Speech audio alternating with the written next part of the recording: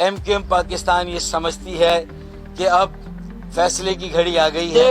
मैं उनको यकीन दिलाता हूं कि एम पाकिस्तान वापस आ गई है, हम वापस आ गए हैं। अगर वो रेड लाइन है तो हमारी भी ये डेड लाइन है भाई।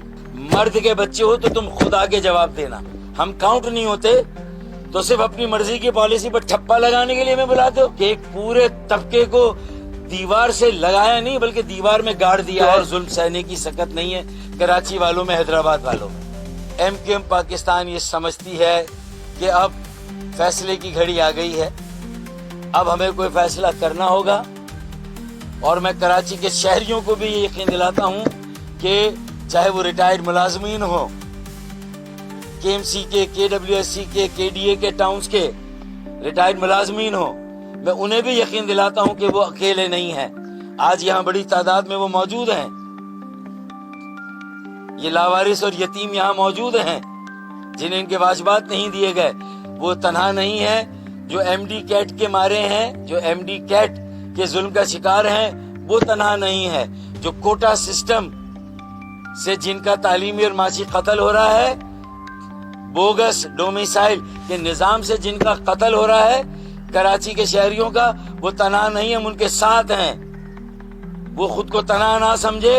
मैं उनको यकीन दिलाता हूं कि एम पाकिस्तान वापस आ गई है, हम वापस आ गए हैं। जिन्होंने ये समझा था कि अगर हम कुछ बातों में उलझे हुए हैं, अपनी तरजीहात तय कर रहे हैं, तंजीमें 9 में लगे हुए हैं, तो इसका मतलब ये कि हम मंजर आम पर नहीं है, हम मुतहर्रिक नहीं है। अब हम मुत्तहिद, मुनज़्ज़म और मुतहर्रिक कर रहे हैं। और रमजान के बाद ये बताएंगे कि बेटा आटे दाल का भाव क्या होता है, हम बताएंगे इंशाअल्लाह। और ये 25,000 मुलाजमीन ही काफी हैं वजीर आला हाउस के बाहर धरना देकर बैठे, चाहे वो रेड लाइन हो। अगर वो रेड लाइन है तो हमारी भी ये डेड लाइन है भाई, हमारी भी ये डेड लाइन है। फिर अब हमें हल्का ना समझो। ये इंतबाह है, ये दाना दोस्त की तंबी है, वार्निंग है। इसे दानाई के साथ एक दाना दोस्त हम कॉम्प्लीमेंट करना चाहिए हमें एक दूसरे के साथ, ना कि इतना कंपटीशन को, पोलराइजेशन को, नफरत की सियासत को, तासुब की सियासत को, अपनी तासुब की, नफरत की भेंट चढ़ाया तुमने कि एक पूरे तबके को दीवार से लगाया नहीं बल्कि दीवार में गाड़ दिया है।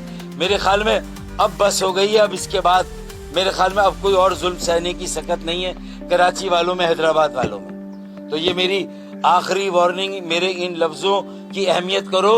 और वो मेरी बहन और बेटी सादिया, मेरी इस प्रेस कॉन्फ्रेंस का अगर मर्द के बच्चे हो तो तुम खुद आके जवाब देना। उस मेरी बेटी और बहन को आगे करके उसके जरिए से मेरी प्रेस कॉन्फ्रेंस का जवाब देकर इसे गैर अहम समझ के इसे जो है वो टाल कर अब तुम इसके ऊपर से नहीं गुजर सकते। फिर तुम्हें कॉन्फ्रेंस करनी पड़ती है, मुझे इस्लामाबाद से बुलाना पड़ता है कि अब आए आप। तो फिर कॉन्फ्रेंस क्यों करते हो? अगर हमारी अहमियत नहीं, हमारा वजूद नहीं है, हम काउंट नहीं होते तो सिर्फ अपनी मर्जी की पॉलिसी पर ठप्पा लगाने के लिए हमें बुलाते हो? ये नहीं होगा। कराची वाले तंग हैं और खुदा की कसम उन तंग लोगों को, मैंने डंपर कंटेनर की तो आज बात ही नहीं की। खुदा ना खास्ता मैं बात करूं फिर कुछ हो जाए तो कल मेरे गले मुसीबत पड़े, तो मैं ये बात ही नहीं कर रहा। मैंने आज सिर्फ बात ये की है कि ये जो कुछ हो रहा है ये सही नहीं हो रहा। रियासती इदारे, सरकारी इदारे, वफाकी हुकूमत, supreme court, Sindh high court इसका नोटिस लें।